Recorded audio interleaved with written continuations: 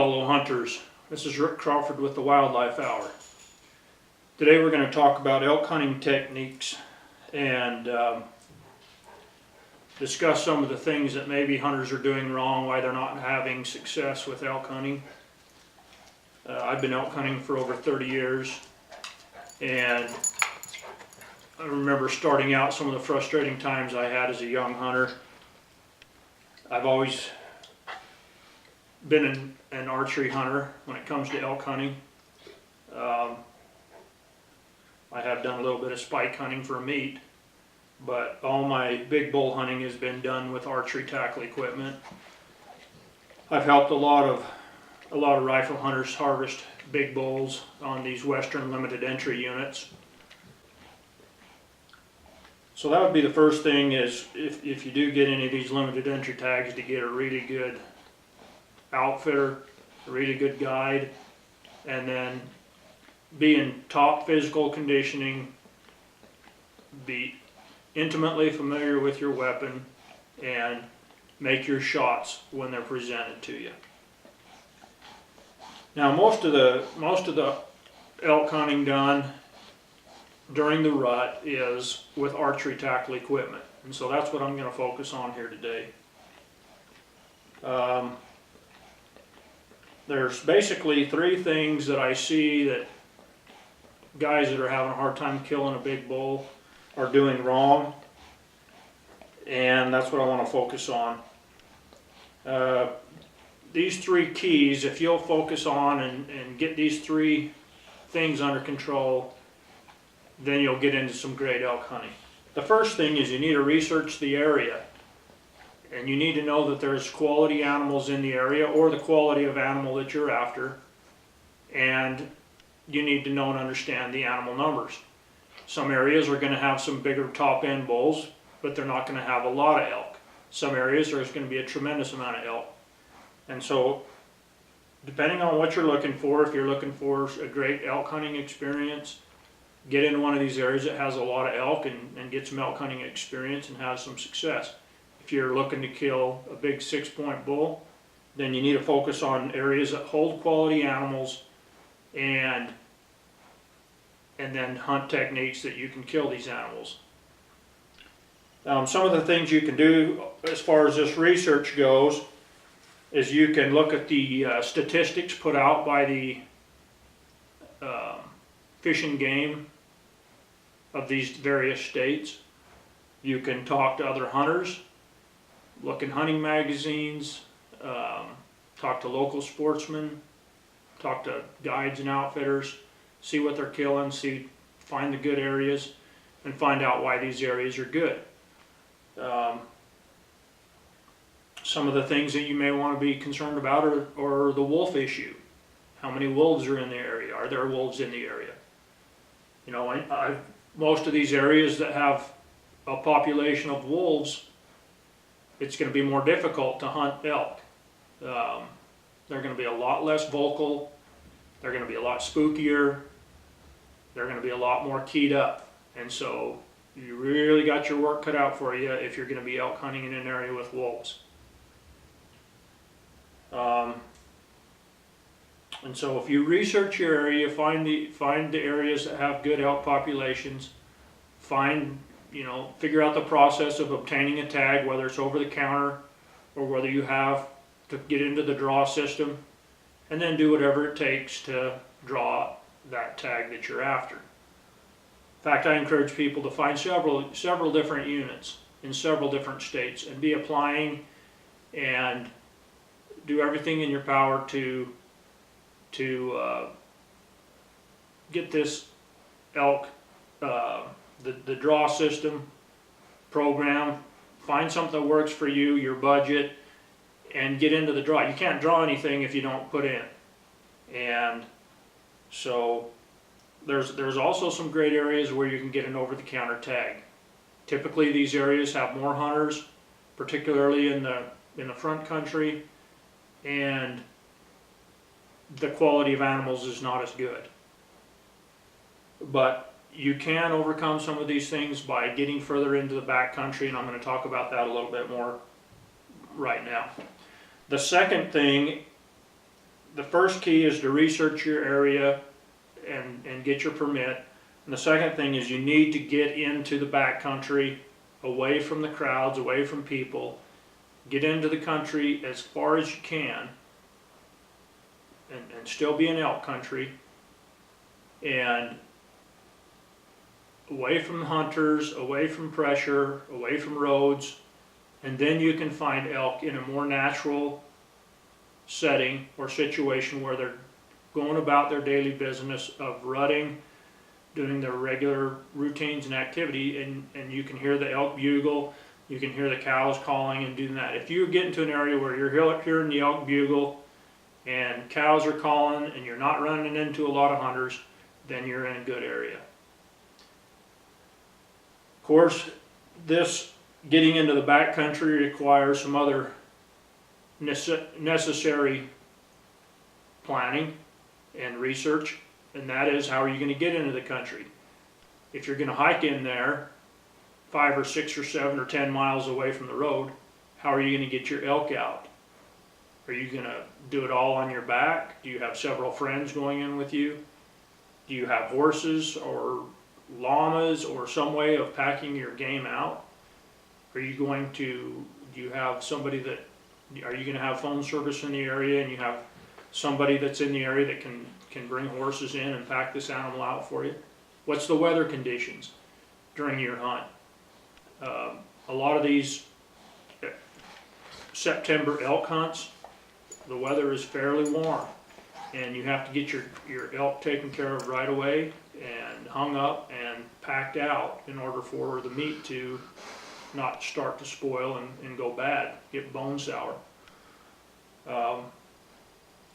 And so all these things are things that you need to plan, study, research, and think about and incorporate into your planning.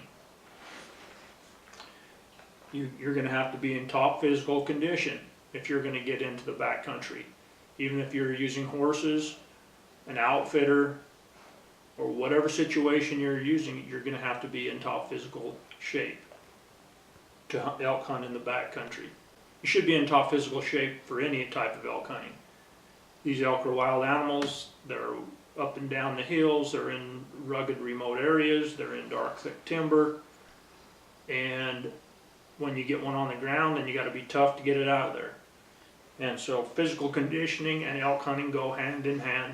And it's not a hunting situation for people that are out of shape or overweight. If you're out of shape and overweight and don't want to get in shape and to be able to elk hunt, then you need to go to a private game ranch where they take care of everything for you and you don't have to get out of the truck and walk very far. And that's not my type of hunting, but you know, that's the type of hunting that guys are out of shape and overweight. It's the only realistic elk hunting that you're going to be able to do. I'm not trying to bag on anybody, that's just the facts.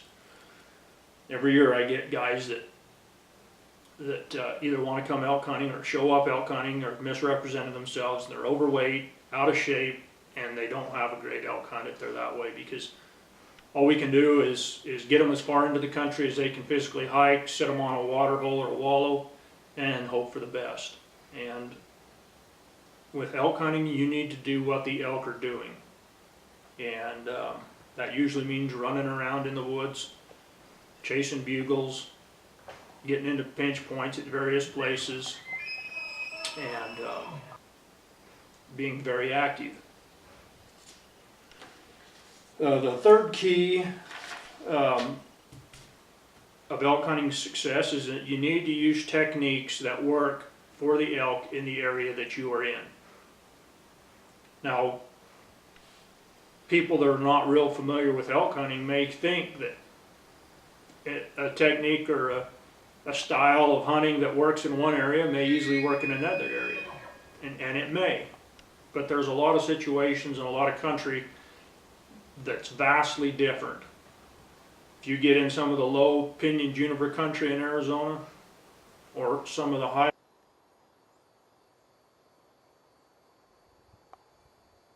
mountain area in Idaho, the type of elk hunting and what you're going to be doing and the terrain and what the elk are doing is going to be vastly different. Um, and then of course the pressure, the hunting pressure from other hunters. Have they educated the elk to calling? Do you have wolves in the area? How big of an area do you have that you can hunt? I mean, some areas, if you're hunting on a piece of private property, you may have a relatively small area and you're going to be hunting over water holes and feeding areas. If you're in one of these vast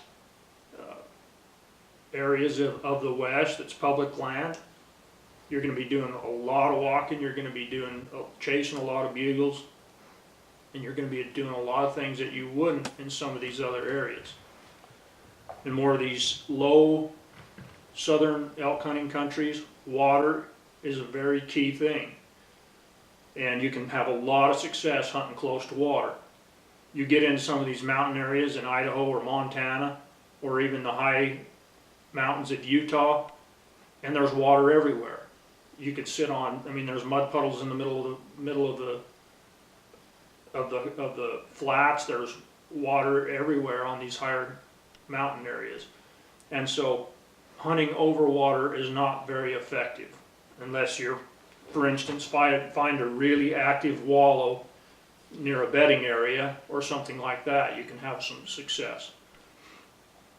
Also, some things to take in consideration is that some of these elk hunts are going on during the monsoon season. I know here in Utah and even parts of Arizona, August and September can be the monsoon season. And if you get a lot of rain, we've had hunts where it rains straight for 17 to 20 days. And that's pretty unusual, but it happens some years. And so if you're planning to hunt over water and it rains for 17 or 20 days, you're going to have a tough hunt. You've got to be able to do what the elk are doing. So using a technique for that area, research, talk to other people that have hunted the area, and find out what works. Now, I'm going to talk a little bit about bugling and calling, and that's what everybody thinks about when they talk about elk hunting, archery elk hunting in the rut, is running around the woods, bugling, cow calling elk into you, and killing elk primo style. But in 30 plus years of elk hunting, I've come to learn that most of the elk that we're killing with a variety of techniques. We're not killing with just one particular technique. And the more tools that you have in your bag, and the more you understand elk habits and habitat and what's going on, the better hunter you can be, and the more success you're going to have. If the elk are not bugling and you run around the woods bugling, all you're doing is creating a situation where you're notifying the elk that there's something going on in the woods and it isn't right. You're doing it out of context. Bugling and elk calling needs to be done right. It needs to be in context. The timing needs to be right. If other bulls are calling and bugling and things are going on in the woods, the timing is right. The context, are you in a situation where you're locating animals? Are you trying to call animals into you? What's the context? And if you get that wrong, it doesn't matter what else you do, you're gonna alert animals that you're in the woods. Now these bulls, this is one thing that a lot of hunters don't think about. These bulls that are living in an area, they know all the other bulls that are in that area. They spend all summer together, after the rut, they're on the winter range together. They know each other. Elk are very vocal. They know each other's voices, they know their communication systems. When another bull bugles, they can identify which bull that is. Now some of you may find that hard to believe, but I know from my experiences of many years of hunting that elk identify each other by their calls. They know exactly what bull that is that bugles. And so if you show up in the woods and are bugling and your sound is totally different, it's not in context, the timing isn't right, all you're going to do is manage to spook the animals. They're going to know that you're a hunter or something's not right, and they're going to go silent, and they're going to avoid the area that you're in. One deadly technique that I've found, particularly on these larger bulls, when you find two bulls that are going at it with each other, if you can mimic the sound that one of the bulls is making, then you can interject yourself into the situation, get between these bulls, get the wind right, and have and sometimes have great success. But I want to caution people that you need to match the sounds that the bulls are making.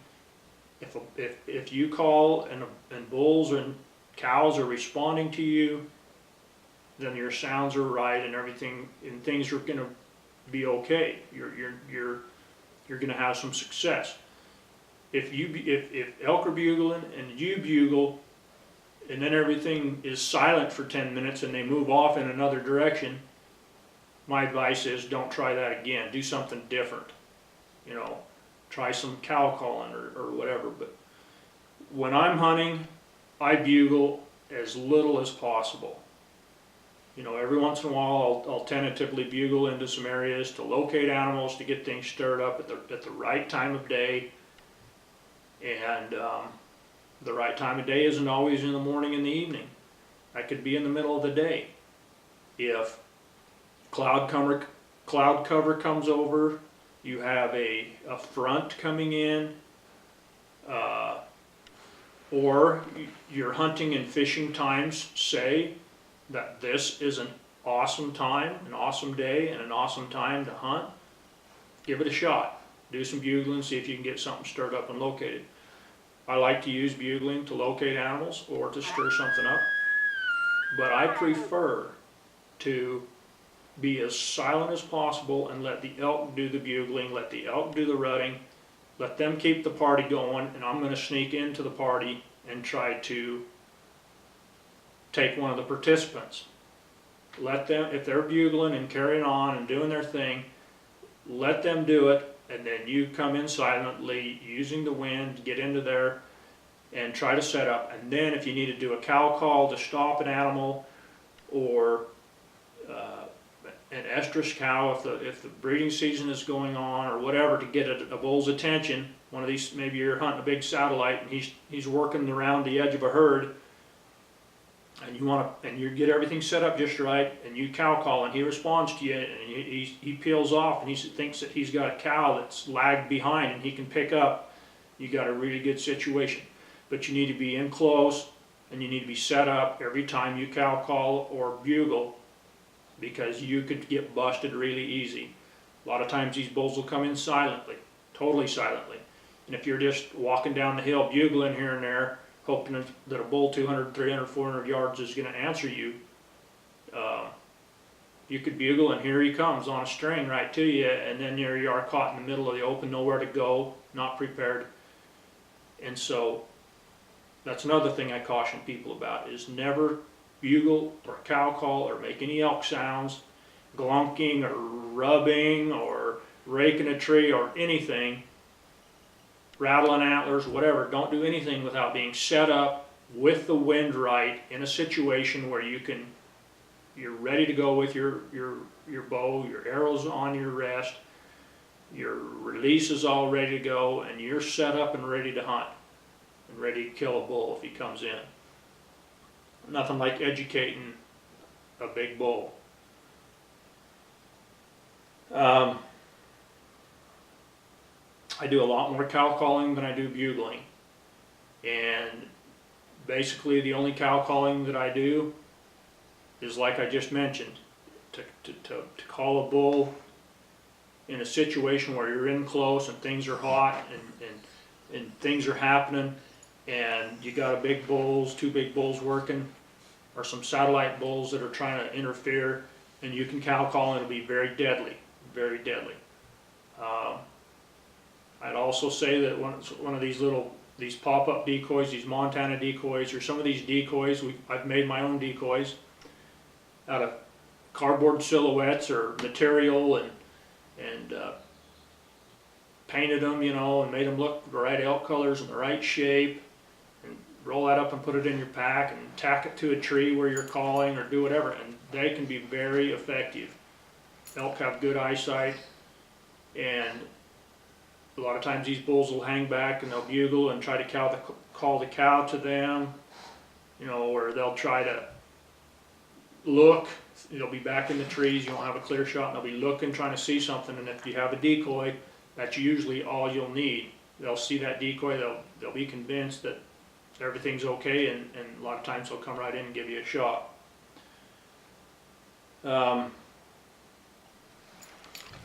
If you're looking for elk, you're into an area, you know there's elk in the area, only hunt an area on sign, fresh sign. Look for rubs, wallows, areas where they've raked up the ground, fresh elk tracks, bugles, cow calls. Hunt on sign and activity. A lot of these western areas, there's a lot of woods out there, and there's a lot of good elk habitat, but the elk aren't always in that particular habitat. They have core areas, areas that they like to rut in, areas they like to frequent more than other areas. You need to learn these areas and then hunt these areas. I would encourage hunters not to go into their bedding areas. Do not bust the elk in their security zones, in the areas where they feel safe. If you do that, you're going to run elk out of the area. Elk are not as sensitive as mule deer or whitetail with being bumped in some of their feeding and wallowing areas and things like that. Yeah, they're gonna get more spooky, and they're gonna be alerted, but while the rut's going on, as long as you don't get in and pressure them too hard in their bedding areas, if you mess up, you can still get plenty of opportunities.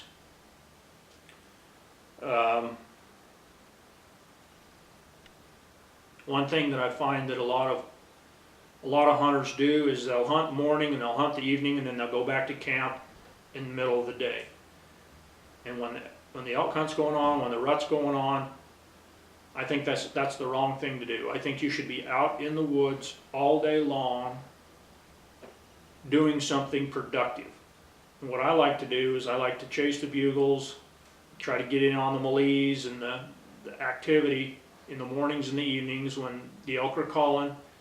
And then I like to have my hunters, or myself if I'm hunting, go in and I'll sit on a wallow, a real active wallow or water hole during the heat of the day.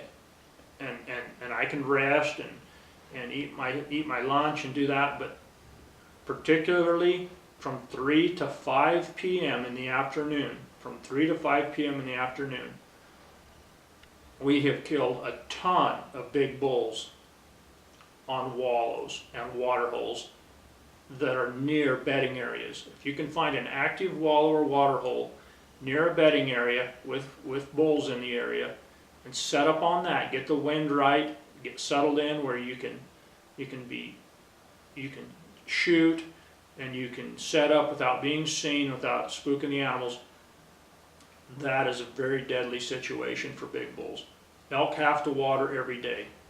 Particularly during the rut, they need to water sometimes 2 or 3 times a day, depending on how hot it is and how active they are. And so water is more than with any other big game animals, elk and water are more important than any of the other big game species in the lower 48 states. And elk like to come in. A lot of hunters, they'll come into the woods and they'll decide they're going to go sit on water late in the afternoon, you know, from 7 o'clock until dark, or 8 o'clock or whatever, the last couple hours of daylight. Well, during the rut, the last couple hours of daylight, or the last couple hours before dark, is when the elk are out running around rutting. They've already hit the water holes. A lot of these big satellite bulls, they're going to hit the water hole even earlier than the herd bulls. The herd bulls will come in around 5 or 6 o'clock to water with all their cows and the calves.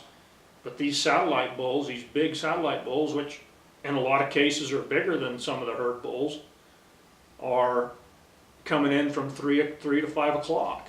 They're coming in whenever they please. and they get heated up. They've been rutting, it's warm,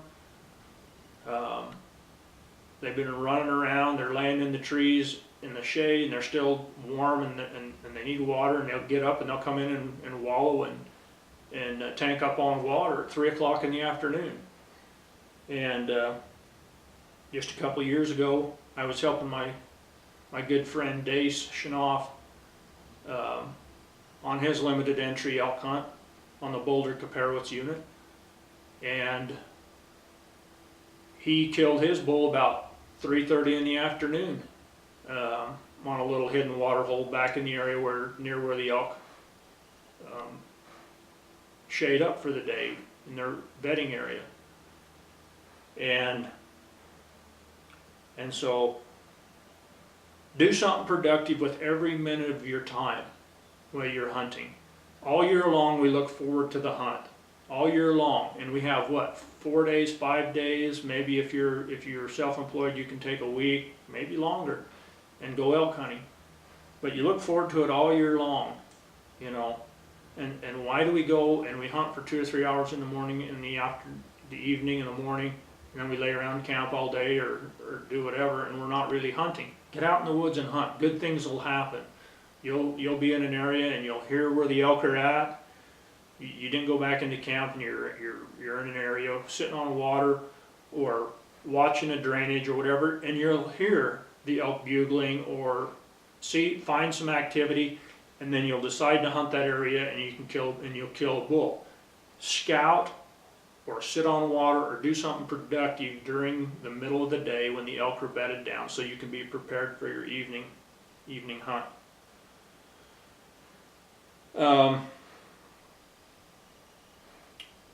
Again, as far as calling goes, calling can be very deadly. There's tons of video, there's tons of DVDs available for sale that show all these calling techniques, all the popular calls. Every call that's put out, they have a video on how to use their calls and the sounds to make. But what they don't teach, because they're selling calls, is that in most instances you can have a lot more success by not calling. And some of the techniques that I like to use is like I mentioned, is to get between or in a group of elk that are calling back and forth to each other and get in with the wind and just get in there and see what's going on. Identify the bulls. Try to pick out which one's the biggest. See what he's responding to. See what's getting him mad or what's keeping them going. And then you can use that against them. Once you know what's going on, then you know how to respond. You can start to figure out a game plan. Be patient. I think a lot of guys they get too impatient and they blow their opportunities. If you get in and see what's going on, even if you don't get an opportunity today, you can get in there and get an opportunity tomorrow if you don't spook the animals out of the area. There's a couple of techniques that we use in certain circumstances that I've never heard of any other hunters using.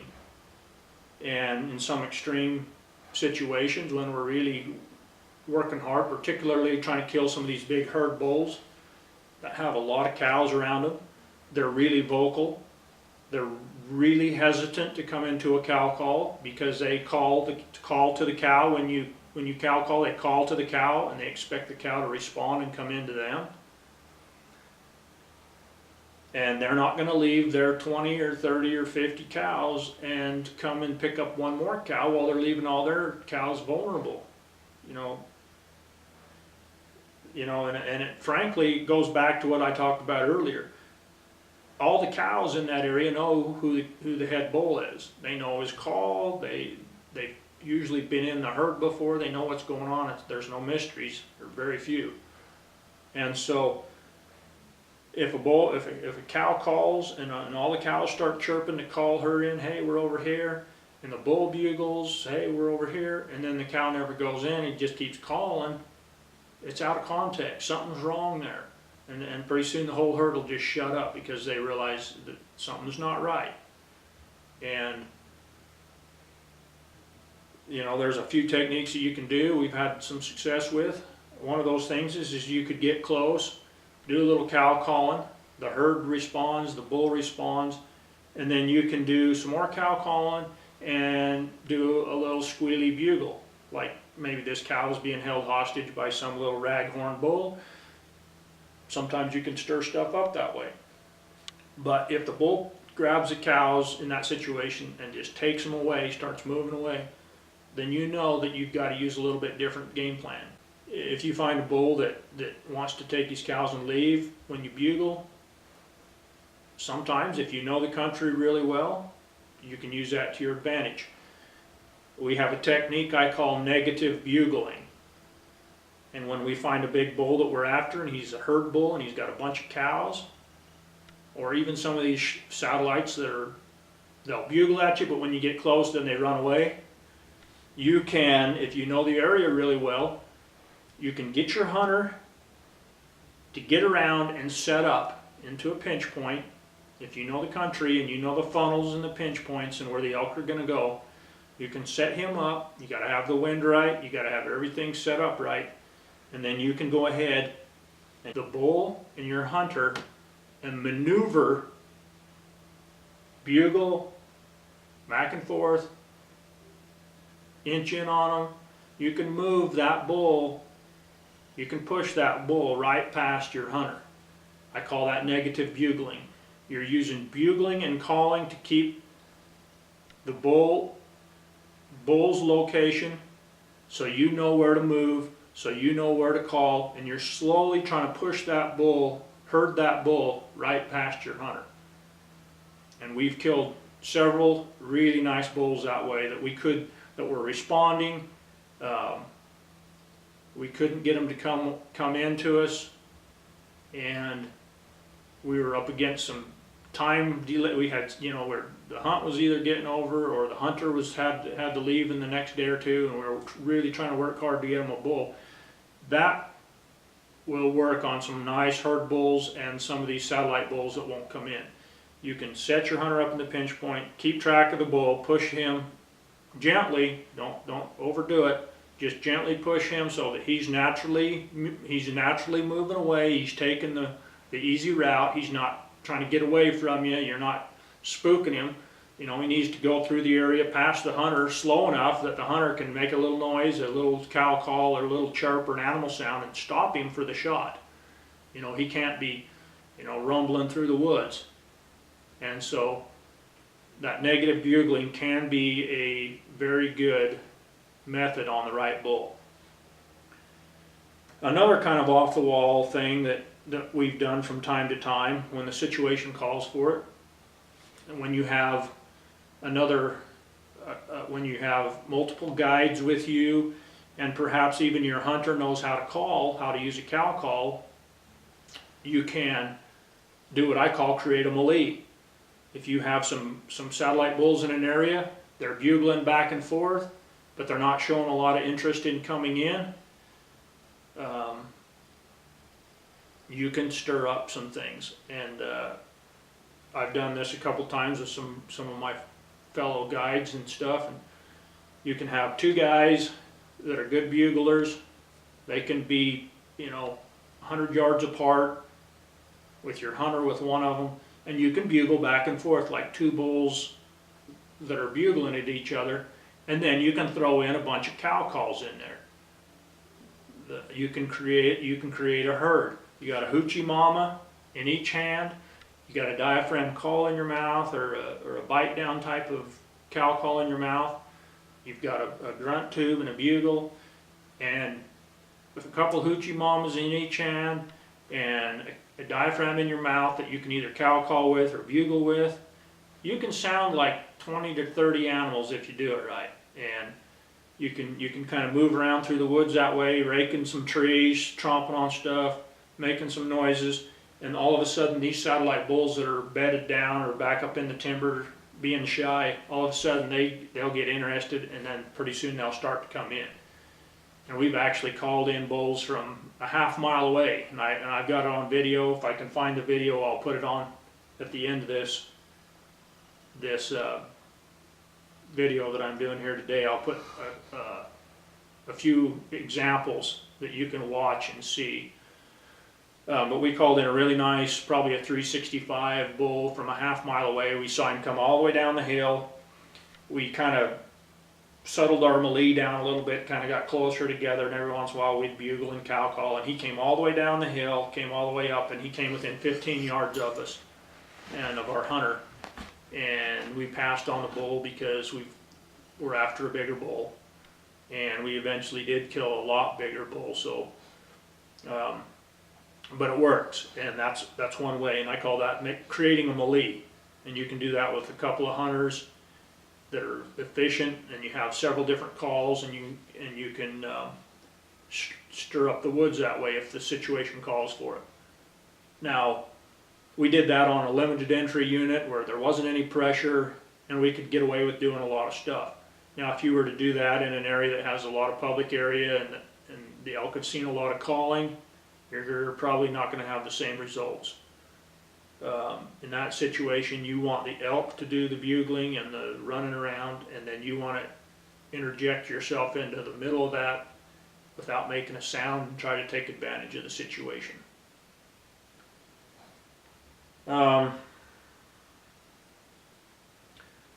of the equipment that can be really helpful. I know we have used rattling antlers like they use for whitetail hunting. In some situations, you can get into some areas and you can get a nice bull to come into and respond to the sound of two big bulls fighting. Without doing any bugling, without doing anything, you can just create a fight scene, and sometimes you can stir up shy bulls that aren't bugling, whether it's because of wolves or because of some hunting pressure. Sometimes you can get bulls to come into the sounds of fighting or rattling antlers where calling is not working. And so that's another trick that you can put into your bag of tricks and think about. There's actually been a few articles, and I read a really good article in Outdoor Life a few years back about a guy that has killed a lot of his big bulls just rattling, just raking horns on trees and making fight sounds with horns. And so that's another effective technique in many situations. It's kind of a pain to pack a set of elk horns around the woods with you, and so, you know, if you get a smaller set of the fighting horns that they use in whitetail hunting, you can a lot more portable. You got to get a little more active with them. Try to make a lot more sound with them. Two big bulls fighting make a lot of noise. They don't really tinkle their antlers together like the whitetails do. You know, there's a lot of sound, and you can add to that by raking some trees and moving some stuff around and some brush and tromping around in there and make it sound like a real good fight. I think that I'm going to go edit some of my video and put some of these things on there, some of the different styles and things, the negative bugling, the melees, and some calling situations where we've killed some elk, and give you some examples. But for the most part, do what the elk are doing. If the elk are running around screaming and bugling and rutting, then do the same. If the elk are being real quiet, moving around the woods, hitting the water holes, being semi-vocal during the daytime and doing most of their rutting at night, you're going to have to do the same thing, or you're going to spook the animals and you're not going to have any success. And so try to find the main trails that the elk are using.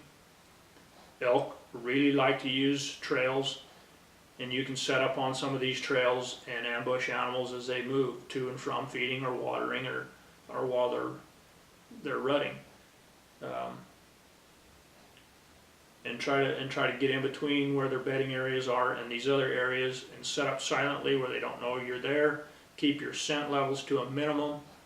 You know, shower and be clean as much as you can. Use scent blockers, clean clothes every day. If you gotta, rinse your clothing out in a creek and hang them up to dry overnight, and wear, at least have 2 sets with you so you can alternate them. If you can do all that, then you're gonna have a lot more success with elk. It's hard when you get into backcountry because you don't want your supplies and things that you can get in there are limited. But if you can have good hygiene practices and use some of the scent blocking tools that are out there, and then use the wind in your favor every time, you're going to have a lot better chance of success with any animal, of course, not just bulls, not just elk.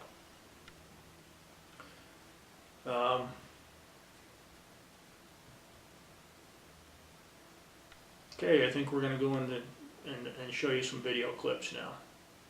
This first clip that you're going to see is an archery hunt with my client Rod Linston.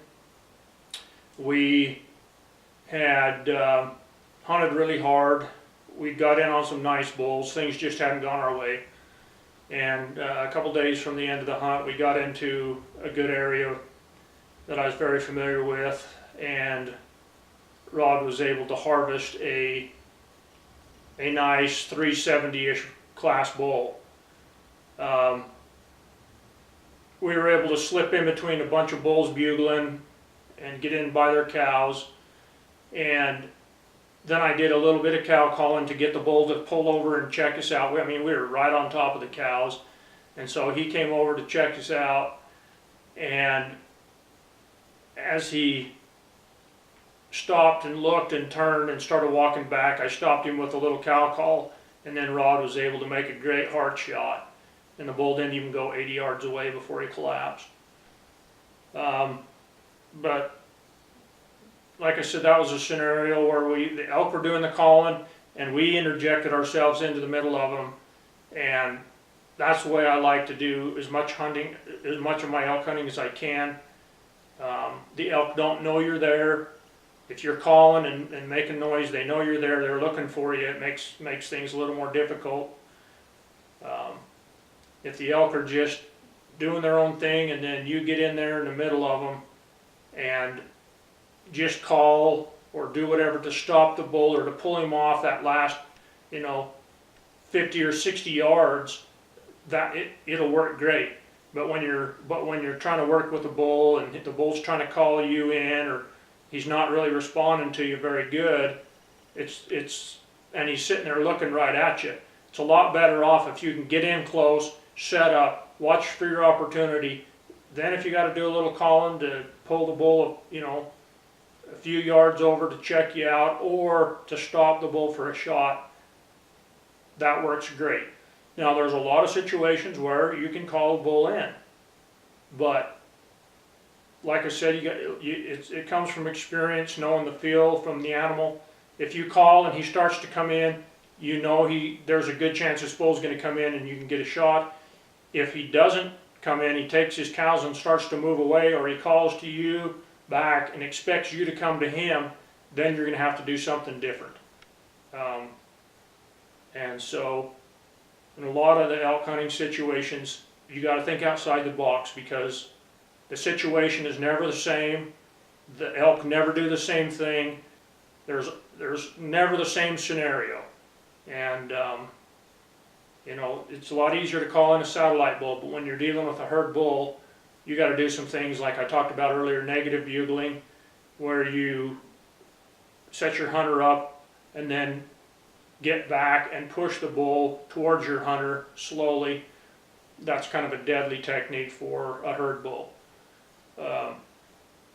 So anyway, I hope this helps you out.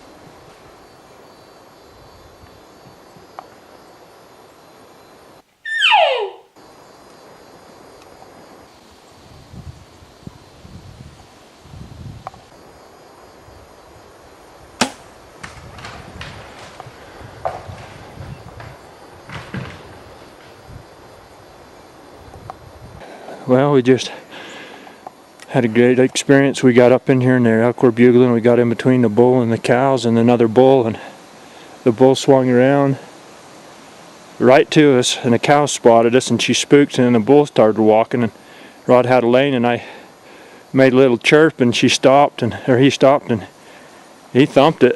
We got a full pass through on this arrow here. So Rick gave a little cow call, stopped him in the open. He had us pegged down, but I'd already pulled back and had full draw on him, and wasn't real sure of the range. Didn't have time to range him, but felt pretty confident of the shot and took a shot. We wasn't for sure. We come up here, found the arrow.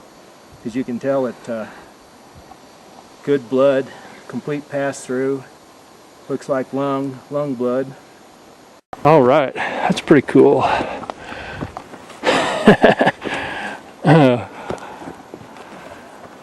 Wow, I can't believe he ran uphill. I thought he hooked and went around behind us.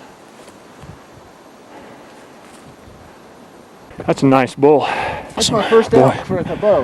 That's a big old guy. Let me set this down and take a peek at him. It's a good solid 6. Herd bull.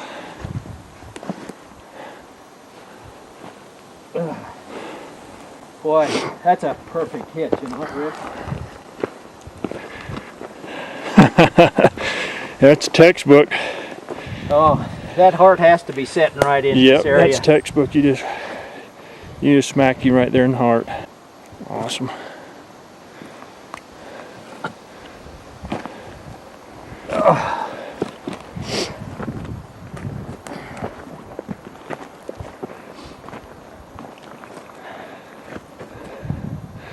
Yeah, that was great. What a morning. Happened so fast, didn't even have time to think about it. I know it. I know it. This. Well, we got a good spot for pictures. Let's just wait till the sun gets up a little bit higher and turn him sideways. Wow.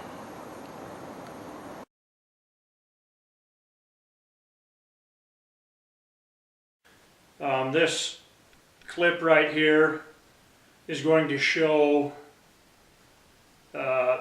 me and one of my guides, Ransom Owens, and a hunter from Alaska, Ray Fowler, who ended up killing a tremendous 7x7 bull.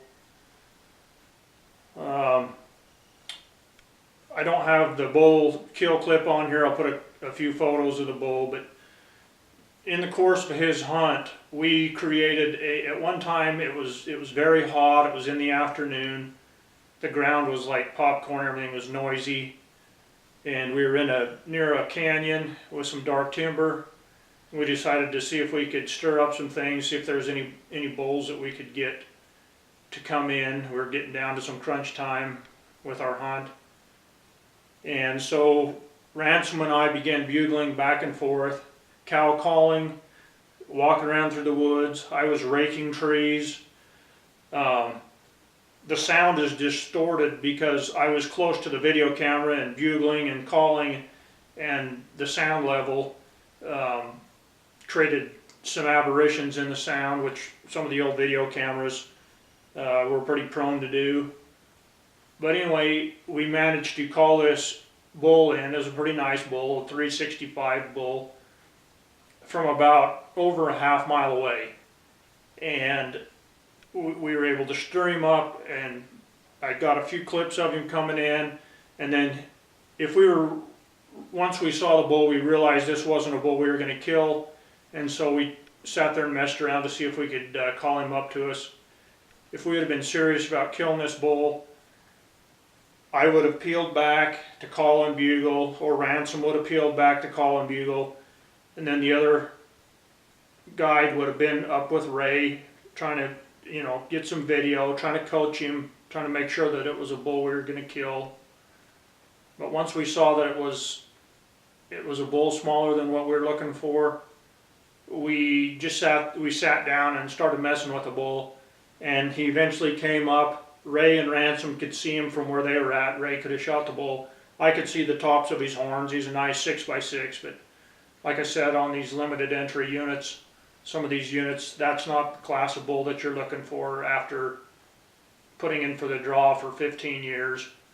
And so we passed on a bull, but it was a good experience, and it gives you an example of some outlandish or out of off the wall things that you can do that do work. And if you're getting to crunch time, or if you have a situation where nothing else seems to work, sometimes you can do some things like this and create some excitement. Bring a bull in that, you know, if we'd have just did a little calling and a little bugling without stirring up the excitement of a herd, this bull would have never got up out of his bed, crossed a canyon, and came up within, 65 yards of us.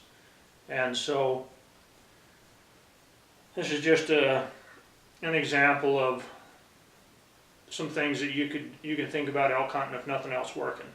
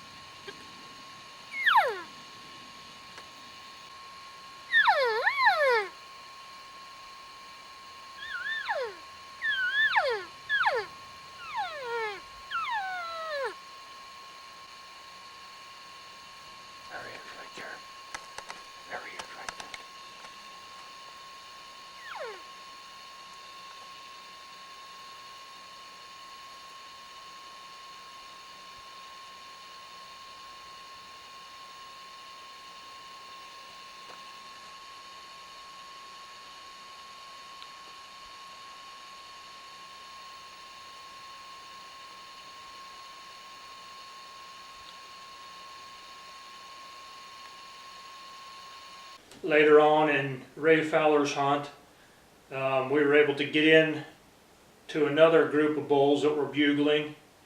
Ransom and I and Ray, we got kind of separated. I was back doing some calling and ended up in a little draw and was working on a bull.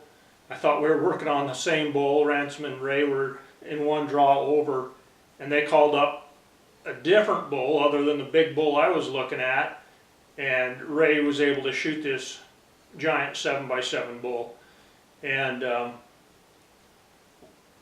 when I saw him shooting, I was a little bit confused because I was looking at one big bull and they were shooting at another big bull, and there was just a lot of excitement and things going on in there. Sometimes things like that happen when you're back calling for somebody or trying to make something happen and get into position. But it was a very exciting hunt, and it was because we got in between the animals. We were at the right place at the right time. We had the wind direction right, and we let the elk do most of the action in the calling, and then we got set up, and Ransom was able to call the bull in the final distance for Ray to be able to get a shot.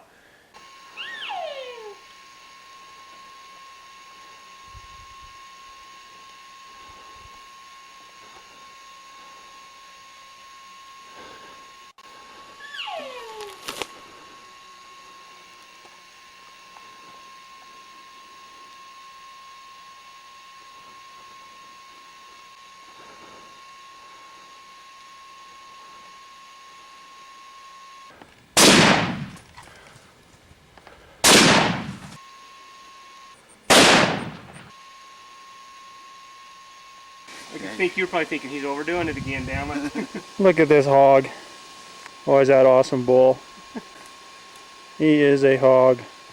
You don't see that kind of mass very much.